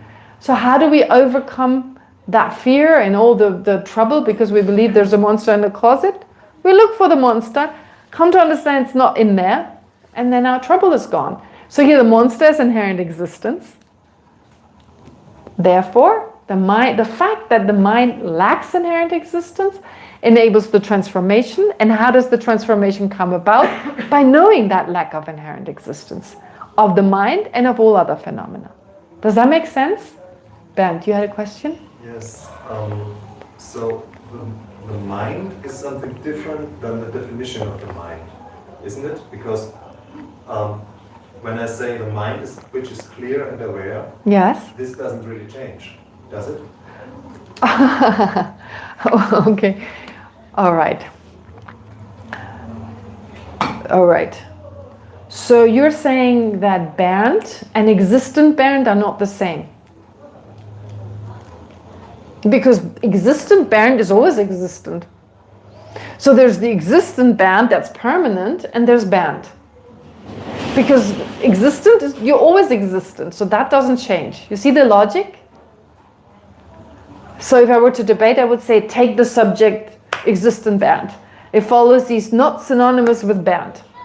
Because Bernd changes, but existent Bernd doesn't. Existent Bernd doesn't, because he's always existent. Okay. But one is the definition and one is the thing. And the definition, is the definition always the thing? Well, for example, impermanent. Let's take impermanent. Yes. Impermanent means that something changes moment by moment. But something that is impermanent always changes moment by moment. Or it's always impermanent. So that would mean impermanent is not impermanent because it's always impermanent. You can take whatever you want. There are always qualities, always qualifications that are the same from moment. I mean, this table is a table each moment. Does that mean the table doesn't change because I call it table in the first moment, I call it table in the second moment? But that which makes it a table is not the same. Your mind is clear and aware in each moment. But in one moment it's clear and aware, it has a vase appearing to it and it's aware of the vase. The next moment it has a pillar appear to it and it's aware of the pillar. So although the characteristic of being clear and aware doesn't change into something else, but it doesn't change into something else means it's still there, but what it's clear with regard to what it is clear and with regard to what it is aware, it's very different, so it's changed. Even this table, I mean, this is a table, I call it a table. Yesterday I called it a table, I called it a table today, but the basis on which I label table is totally different. The atoms that make this table have totally changed. From moment to moment they change, but not enough that I can't call it a table any longer, right? Everything is just labeled. And so a table, if that table here, from moment to moment, what I call table, the basis upon which I call this table is different. Do you agree? But not different enough to no longer be called a table. If I now were to take an axe and cut it into pieces, I call it firewood. I can now call it fire. It no longer conventionally qualifies to be called a table. But until then, every moment is different, totally different, and still I keep calling it table. So likewise, our mind, it always is aware of something. It's always knowing, but from moment to moment it's different. So I can still apply that label to the mind. I can still call it a mind. You don't have to go far. You say the definition is permanent because it's clear and knowing every moment. Well, the mind itself is a mind in each moment, right? The mind doesn't change into being a non-mind. That doesn't make the mind permanent. Now you got it. I get it because the definition is dependent arising from the thing. So if the thing changes, also the definition has a different root, basically. Exactly. The definition, which is clear and aware, and mind are synonymous. Whatever is a mind is clear and aware. Whatever is clear and aware is the mind, is a mind. Right? Yeah. So this is really philosophical. That would be a philosophical debate, but I think it's obvious to all of you. It's not that difficult. All right. Okay, so number one. Buddha nature enables, so the emptiness of the mind makes change possible, and it's through understanding that emptiness that change takes place. Moreover, and this I've added, the absence of intrinsic existence of both the mental consciousness and all other phenomena explains why the obscurations to liberation and enlightenment are not in the nature of the mind, but merely adventitious, and thus can be removed without destroying the mind itself. The root cause of these obscurations is the misconception that grasps phenomena as intrinsically existent. Thus, to eliminate them, we must eradicate that very misconception. This eradication, we couldn't remove it if the mind and all other phenomena existed intrinsically. If phenomena really existed intrinsically, you can't remove that mind. It would be a correct mind. How can you remove it? In such a case, ignorance would not be a wrong consciousness, and no correct cognition could oppose it. Am I making sense? Is this clear?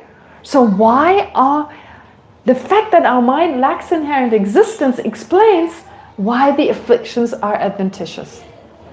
Because perceiving inherent existence is a wrong consciousness and it can be removed. If phenomena didn't lack inherent existence, if they existed inherently, you could never remove anger and so forth. Yet, because phenomena lack intrinsic existence, valid cognition does exist, the direct realization of emptiness, which serves as the antidote that uproots ignorance. In this way, both the root misconception and the obscurations that arise from it, the root misconception and the other obscurations, it's also an obscuration, sorry, I keep having to change things, that arise from it can be eradicated. Therefore, the very fact that the mind and all phenomena are empty of intrinsic existence establishes that the afflictive and cognitive obscurations, that is, the obstructions to liberation and enlightenment, are merely adventitious rather than essential to the mind's nature. So for three reasons we can say the lack of inherent existence of the mind is Buddha nature. It enables the mind to change.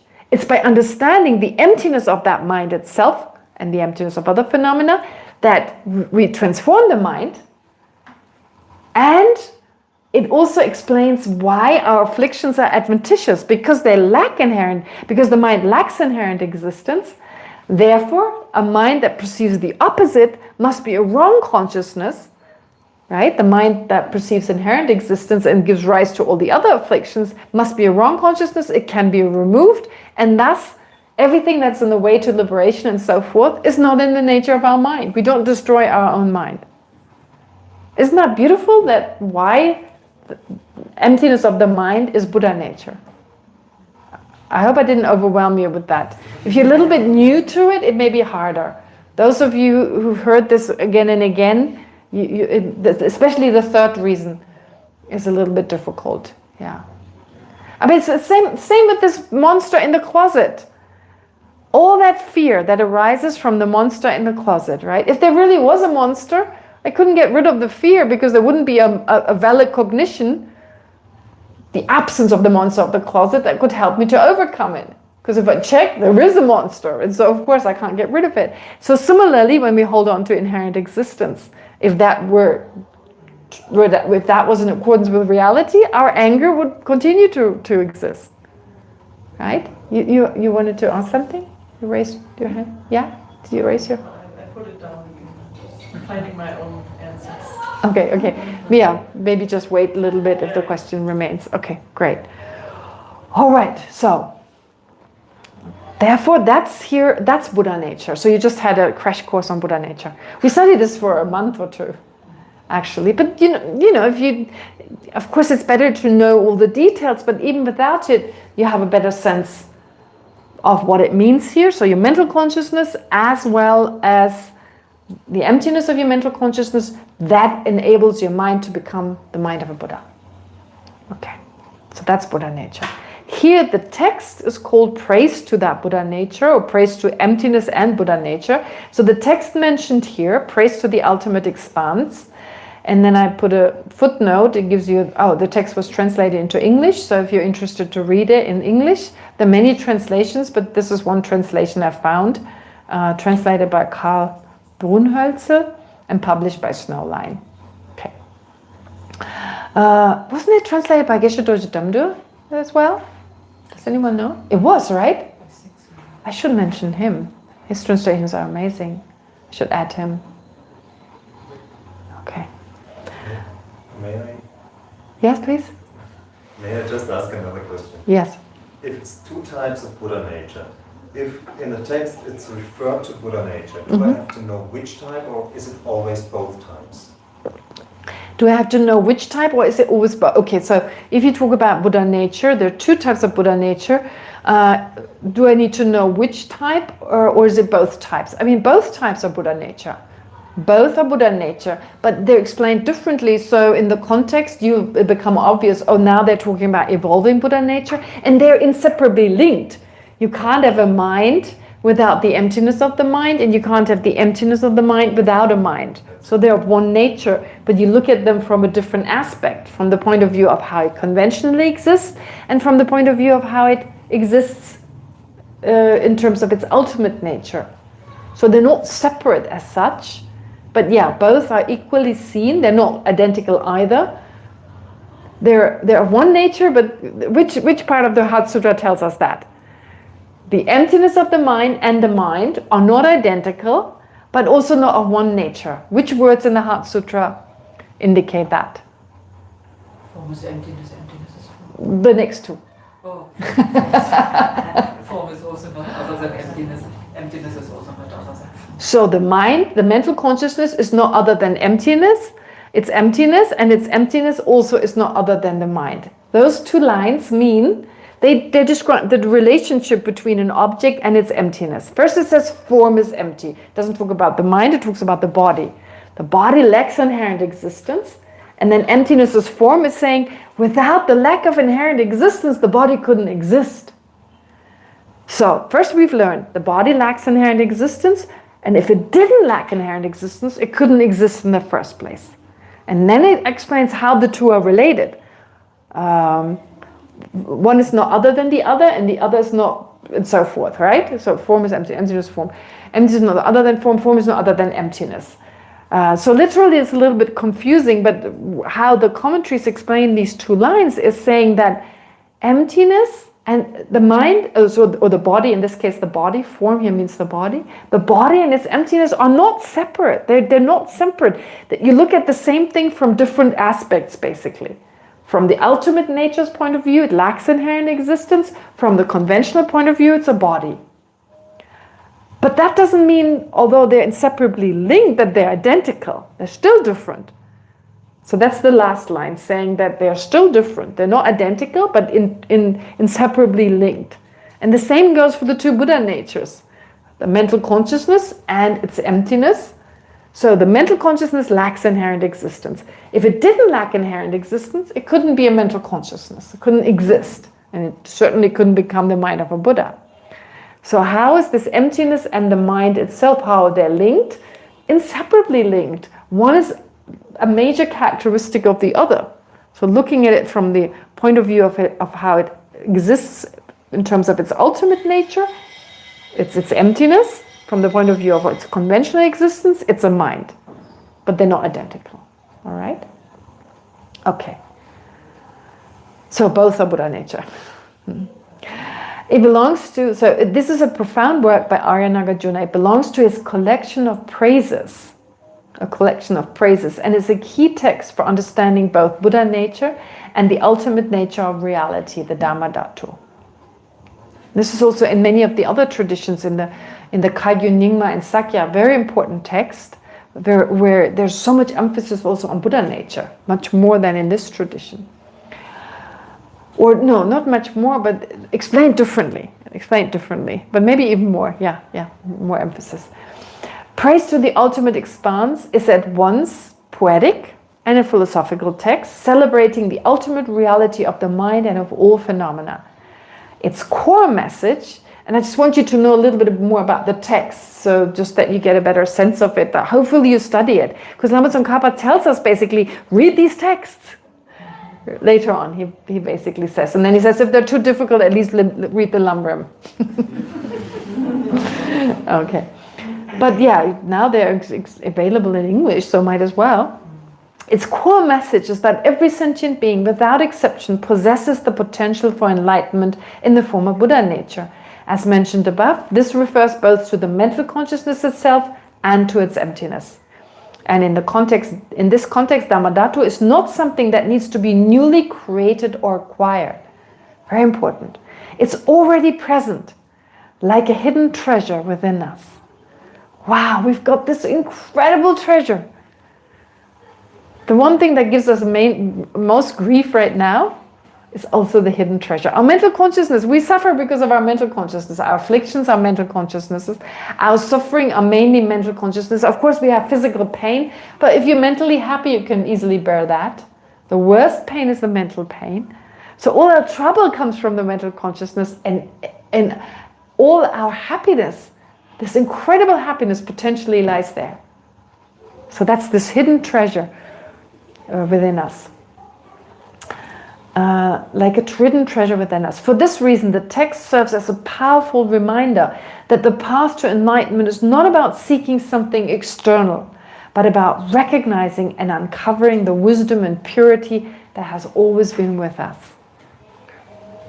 We don't need all this external stuff. We believe right now happiness comes from more and more Facebook friends, more real friends, more whatever. No. As Lama Tsongkhapa points out, in Praise to the Ultimate Expanse, Arya Nagarjuna sets forth the very same themes that are central to the Bodhisattva path, but in a different way as Precious Garland. First of all, he says, and that was mentioned before, generating the awakening mind on the basis of going for refuge.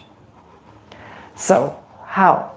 Praise to the Ultimate Expanse explains that bodhicitta arises and depends on going for refuge to the three jewels. Why? Because refuge is the gateway to the Dharma, while bodhicitta is the gateway to the universal path. Right? We talk about gateway. What is the universal, like why, how do we determine that someone is on the universal path or not? What is the criterion? The gateway, as they call it in Tibetan, the criterion? Bodhicitta. You're a bodhisattva if you have bodhicitta. If you don't have bodhicitta, you're not a bodhisattva. As simple as that. So if you've generated bodhicitta and you haven't lost it, you're a bodhisattva. And if you haven't, then you're not. That's it. So the main criterion. What is the main criterion for being Buddhist? Having taken refuge. That is the gateway to the Buddhist path. Right? What does it mean to take refuge? I don't like that word so much, to be honest, because we misunderstand it. Like it makes us all refugees kind of thing. Right? We're all refugees. it doesn't have a good, I mean, I understand what's meant with this, but we just don't have an English translation. Trying to think like a really fancy psychology kind of explanation. Find the methods within, or so, you know, something really, that doesn't sound fancy, but if I had a fancy way of saying it, it's really just that. And I said it many times, so my apologies to those who heard me say it many times. When we have a problem, we seek a solution, right? If I feel crappy, what would be a solution? Eat a bar of chocolate, watch a movie, call a friend, go to sleep early, or whatever, right? If I'm grumpy or whatever. So from a Buddhist point of view, there's nothing wrong with that, you know, like, well, be careful with the chocolate, not too much. But, you know, everything else, seeking solutions to our problems, that's fine, isn't it? And the Buddha is not saying no longer allowed. No, I mean, unless it harms yourself or others, creating more problems for yourself, no, go ahead, knock yourself out, you know, have that kilo of whatever chocolate. But here it's saying, also look in the Dharma. Because the Dharma offers solutions that are long-term. Chocolate, yeah, maybe, you know, short-term, or I don't know, whatever. Or watching a movie may obstruct you for a while. Or maybe even get rid of that bad mood. But you're not safe from bad mood in the future. Calling a friend could also help, of course, but they're all temporary. They're some temporary solutions.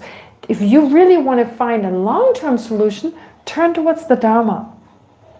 Dharma mostly. I mean, the Buddha is really just the person who taught the Dharma, and the Sangha helps us to understand the Dharma and put it into practice. But the main is really saying becoming a Buddhist is someone who turns towards the Dharma to find solutions to their problems. So take refuge in that sense is really you take refuge. Don't forget, there are these solutions.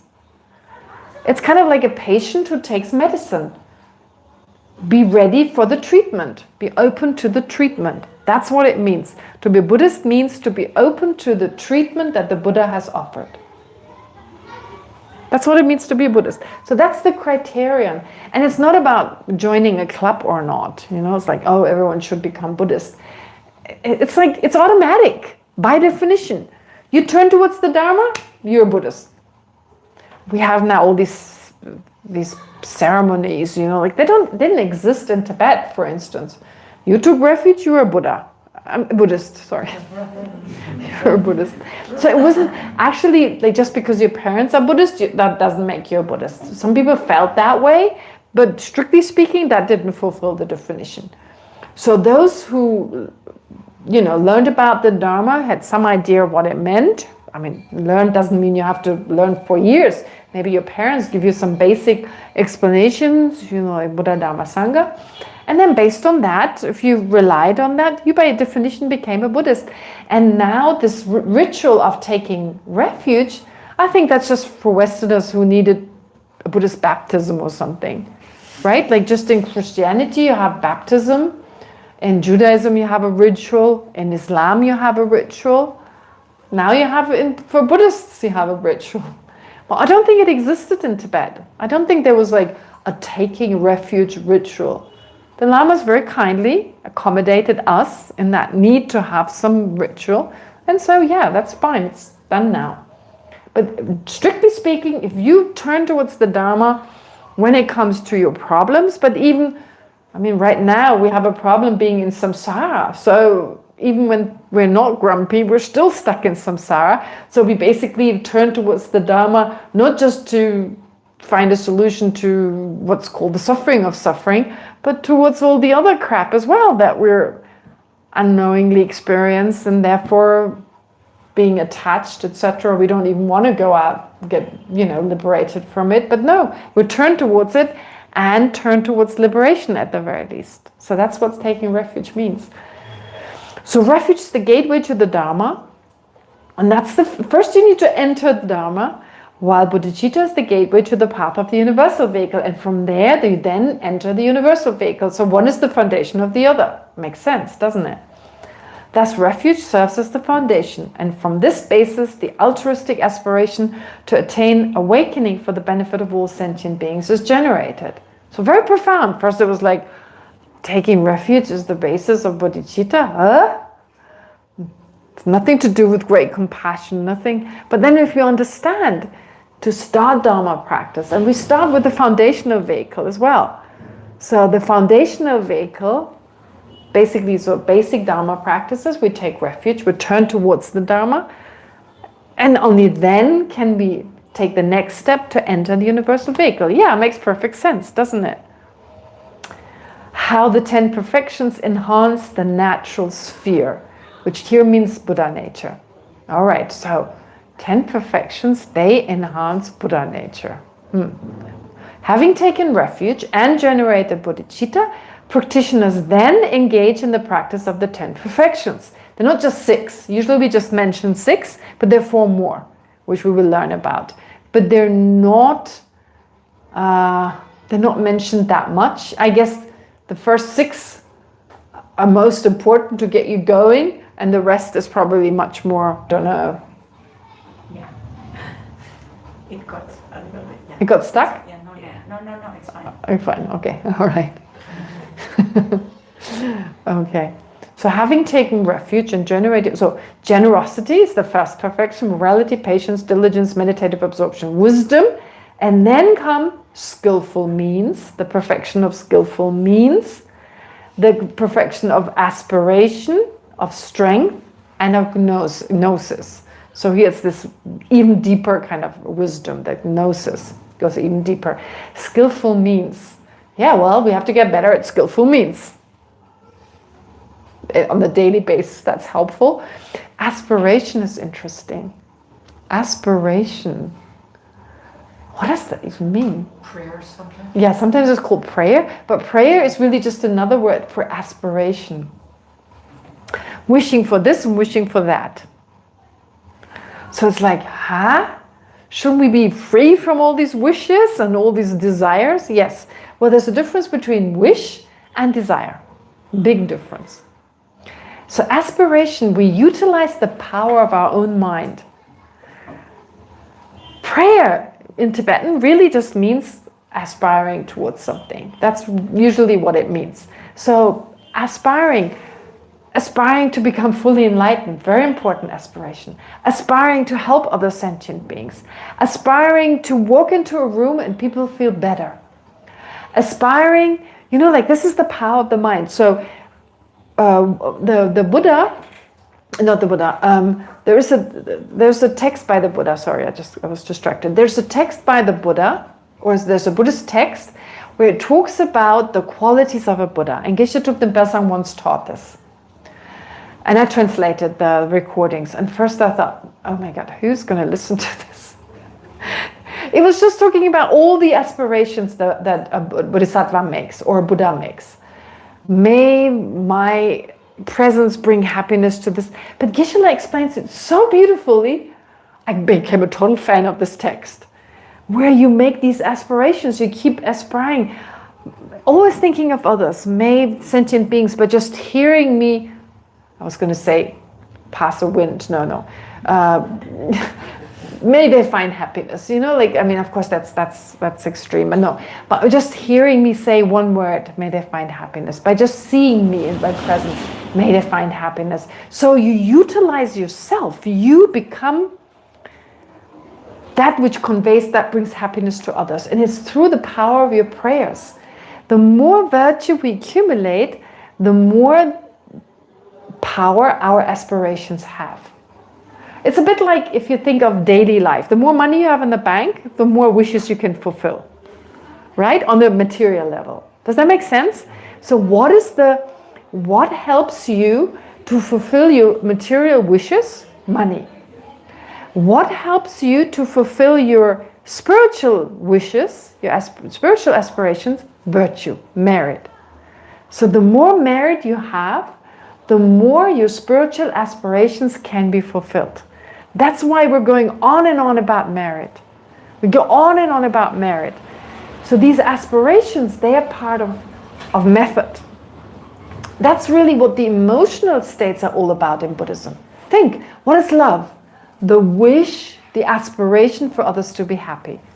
What is compassion? The wish or the aspirations for others to be free from suffering. Right? That's an emotional. What is bodhicitta? The wish to become enlightened for the benefit of all sentient beings. What is generosity? The wish to give. What is patience? The wish to be calm and steady in the face of anger, hardship, and so forth. So all these emotional states of mind that we need for our practice are basically aspirations. These are very important. You need wisdom, an understanding of reality, together with aspirations. So aspiration, everything that is part of method is basically an aspiration. Not in all cases, but mainly. Therefore, for that you need merit and you need wisdom. Wisdom and merit, you see? And aspirations, you become better and better at them. And that's why you have the perfection of aspiration. All right? You make crazy aspirations. I mean, like, may I generate a whole Buddha land, a pure land. Every bodhisattva creates their own place. Sounds bizarre. Not building them. It's through the power of their mind. But you need these aspirations first. So through these aspirations, they create whole existences where other living beings can be reborn in. That's a little spooky. But you learn about that. Actually learn about how the power of the mind, it brings forth like even existences. We talk about the Pure Land of Maitreya, the pure land of what? Buddha Shakyamuni, the Pure Land of Avalokiteshvara.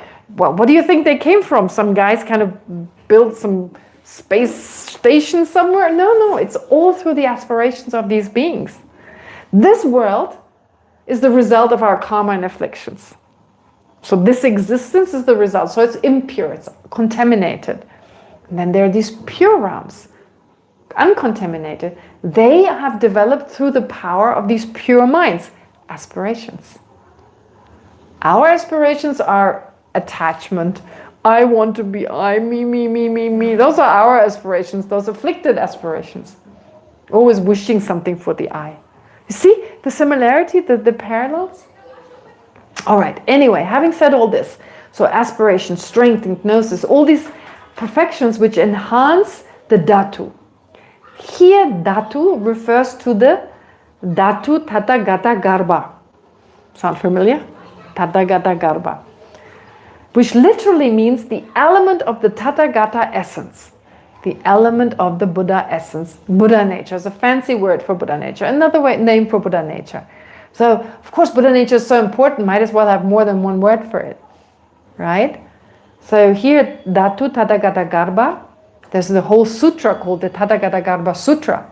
So again, the Tathagata Essence Sutra, if you like. And so the element of the Tathagata Essence, Kam Dishin Shepa Ningbo, even in Tibetan a really long word, it's another name for Buddha nature. This means that the practice of the perfections trains the mind and aligns it with the nature of reality, thereby enabling the innate qualities of the evolving Buddha nature, that is the Bodhisattva's mental consciousness, to unfold. So a bodhisattva, that's 6 perfections, they basically train the bodhisattva's mind. So all this is a very fancy way of saying, if you practice the 6 perfections, your mental consciousness enhances. Right? But putting the emphasis on the fact that this mental consciousness is Buddha nature, emphasizing that. So how the 10 perfections enhance the natural sphere, the natural Buddha nature. Or the Buddha nature, not the natural Buddha nature, sorry. Not the natural Buddha nature, but Buddha nature in the form of the mind. And then, what else does in praise to Dhamma teach us? So, awakening mind is going for refuge is the basis for bodhicitta. Then how the 10 perfections enhance our mental consciousness. And lastly, the 10 grounds.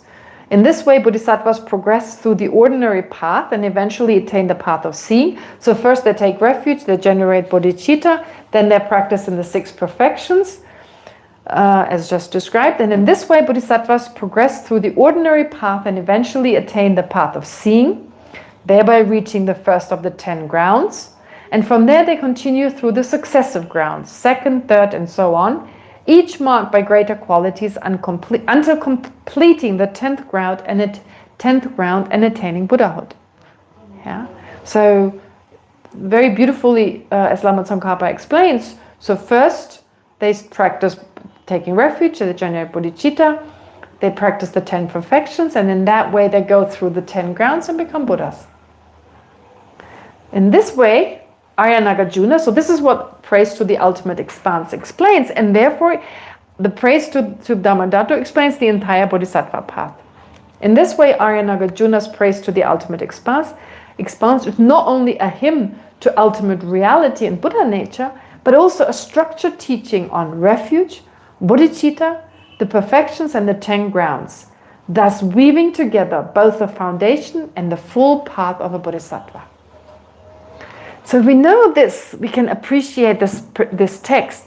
If you read it now without knowing this, they're just verses one after the other. It's kind of like you don't see that structure. But what I think Lama Tsongkhapa does so beautifully is that he gives us some of the essential points. So when you read the text, you look for that. Where is their refuge? Where is bodhicitta? Where is this? And you can see how one leads to the next. So beautifully. Right now we see the puzzle pieces, but we never see the whole puzzle. Taking that analogy for the text. Okay, great. So that should be enough for today. There are some questions in the chat. There are some questions in the chat. Okay, great. Thank you for letting me know. Okay, Aiden. Wait, who comes first? There's a constant echo. Right, no. If there's time for a question. Okay, can you explain how to apply the 2 Buddha natures as a basis for cultivating compassion and bodhicitta in a practical way? Okay, as a basis for cultivating compassion and bodhicitta. All right, so what is compassion? Here, great compassion. It is the wish for all sentient beings to be free from suffering and its causes, and to personally, for me personally, to protect them, right? That's great compassion. I want to bring this about. Bodhicitta is just a means to an end. You're driven by that. So you've developed this closeness towards all sentient beings that is so intense, and you have this deep care for all sentient beings. Visualize. You have to visualize that, otherwise it doesn't work. Imagine in your own mind, you have that incredible, like think of the person you love more than anyone else, and you would love all sentient beings like that. If you have children, that works really well, actually, I think. Not that I know of experience, but anyway, the point is, so if you really love someone and then think all sentient beings are like that, and you want to give them not just worldly happiness, you want to give them the highest happiness that a living being could experience. And you personally want to bring this about. This is now your mission. Okay? And then based on that, how can you bring this about? Only once you become a Buddha. So as a means, as to an end, what is the end? What is that end really? It's your great compassion, and you wish to become a Buddha in order to fulfill that. Okay? Now, if the 2 types of Buddha nature don't exist, I might as well wish I could fly, but I can't. It would be totally unrealistic. It'd be a waste of time. Because I can't become a Buddha. I can't. If I don't have Buddha nature, this is unrealistic. I might as well not wish for it because it's frustrating. Okay, maybe it makes me feel good, so that's why I feel. But the point is, here it becomes realistic. It is possible. I can actually do that. I can learn, I can train my mind in such a way that I actually become a Buddha and can now be of the greatest benefit to all sentient beings. So it makes this whole thing not futile, but absolutely realistic. Just understanding my mind can transform. Now, we don't really have an experience of that to a great degree. I mean, of course, we know our mind has changed, but if you're long enough with the Dharma and you look back like 10 years or whatever, and you like compare your mind now to your mind in the past, you go, wow, there's some difference. I mean, wow doesn't mean like, it's not like you turn into Mother Teresa or, I don't know, like a totally altruistic person, not necessarily. But the point is you can see the change, and that gives you already some confidence that even more is possible. But with the understanding of Buddha nature, you understand great compassion is totally realistic, and so is bodhicitta, because I can attain that. So on a practical level, it gives that force. You can achieve that. It's not like you want to become a professor, but you could never become a professor. Why would you wish for that? No, you can become a professor. It's a possibility, to take a worldly example. So similarly here. Okay, fine. Or you I want to climb Mount Everest. If no one ever climbed Mount Everest and no one can do it, why would you wish for it? It's unrealistic. So similarly here, it becomes realistic. So hopefully, oops, started a voice message. So hopefully that explains that, and that also gives a sense how this is practical. It's practical because it puts things into perspective.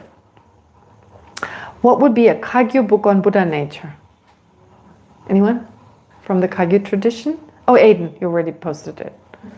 All right, great. Aiden already posted it. Yeah, there's a link there. Okay, great. Any further questions? Yes. I've heard many times about the refuge. I really like the way you were talking about it, because even from Geshe, that's actually to have a real refuge. We need fear of the lower realms. Mm-hmm. I'm very uncomfortable with this idea of being so fearful that you have to go for refuge and for Buddhahood. I understand. Okay. Yes, you've heard about refuge. You have to repeat it for the recording. So your question is with regard to taking refuge, and one of the requirements is to have fear, and you feel uncomfortable with the idea of fear. Okay, now fear means many different things. There's this paralyzing fear of not being able to move. That's of course not what we're talking about. But a healthy type of fear. For instance, our life is very precious. If you walk along an abyss, you look down and there's fear. Would you say that's a good fear? Right? It saves your life. It's a kind of fear that stops you from going too close to the abyss and then, fall over, for instance. We have fear of heights.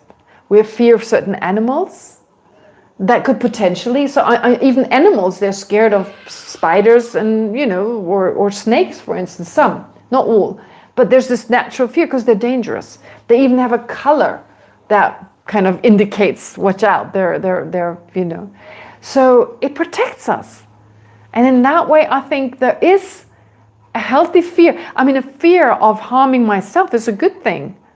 To be scared of the consequences of my actions, thinking I can get away with anything. It's kind of like the fear of the law. You don't just rob a bank, even if you're desperate. If you think I can get away with it, you never worry. But we are usually scared that we get caught and put in prison. That's a good kind of fear. It's not like I can't sleep at night because of that fear. I have it naturally, but it's not ever present. It's not like, I can't sleep because I'm so scared I would rob a bank. I know I'm not going to rob a bank because of that fear. So it's a different kind of fear, right? It's a fear, how can I put it? It's not a fear that's present. It's just a fear that's how can I put it? Not in the back of my mind. But if I think about it, then it turns into fear. So it's not an issue in my life. I'm not a fearful person.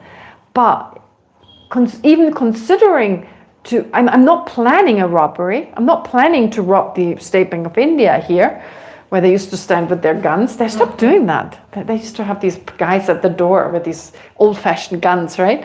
They're no longer there. No, they have other systems now. But the point is, I'm not scared of robbing the bank, but if I stop thinking about it, that scares me. So in the same way, fear here means I don't even consider that because I have a healthy fear. Because the moment I start thinking about accumulating non-virtue, that fear arises. So I don't have the fear usually, but the moment I consider it, then it sets in. And that's a good fear. I don't have fear of heights when I'm in my room here, when I'm sitting here. I don't have any fear. But the moment I get closer to an abyss, that fear arises. And that's when it protects me. So in that sense, yeah, it's that kind of fear. not something that keeps you sleepless at night. Does that make sense? Yes. Yeah, okay. Can you work with that? Yeah, I think it's also maybe because I was thinking like, I don't know if I'm gonna die soon. Having this fear, I didn't practice well, or I didn't do everything, all these things. No, that paralyzes you. This fear of like this ego coming, clinging. No, it should be a realistic fear. Yeah, fear, yeah. No, it should be a realistic kind of fear, not this kind of self-centered fear. No. There are different types of fear. Sometimes fear is like fear that no one likes me. That's definitely not a intelligent kind of fear, right? And what's the point? Or the fear, what could happen in the future? This is such a crazy one, because this is so crazy. I mean, the fear I could die in an airplane crash. It's like or the fear of dying this way, or the fear of that. There's so many. I'm going to die of one of them. Maybe old age, but not all of them. But I'm scared of all of them. Right? I'm just going to die once in this life. So whether someone kills me or someone... But if I'm scared of all of them, that's totally ridiculous, because it's only going to be one. So might as well give up on all these fears, as an example. So these are unrealistic fears. Yeah, it comes from my mom, actually. She's like saying, I'm always so worried about you. You may die in an airplane crash. I'm so worried about you driving to Delhi in the bus. And I'm saying, but I can only die one way. So focus on one. Right? If I die on my way to Delhi, okay. But then don't focus on I could die in an airplane crash. Or I could die whatever else, an earthquake or whatever. It's only going to be one. But she worries about all of them. So that is definitely very debilitating. Yeah. Okay. Yeah, important question, actually. Yeah. Go ahead. More questions, if you have more questions.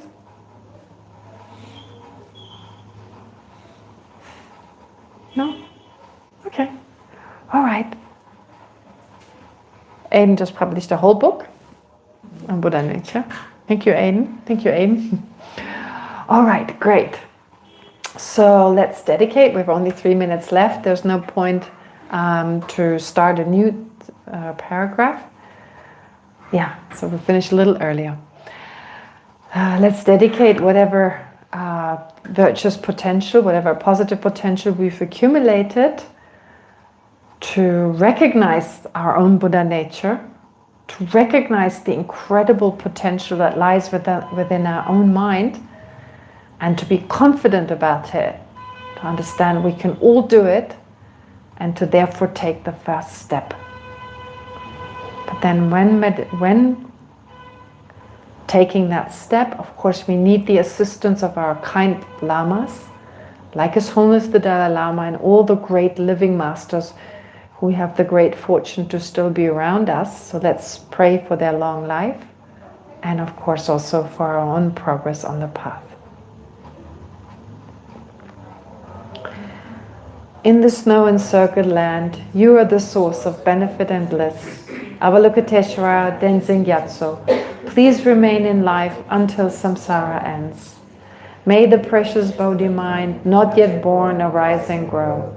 May that born have no decline, but increase forevermore. May the precious view of emptiness, not yet born, arise and grow. May that born have no decline, but increase forevermore. Okay, thank you very much.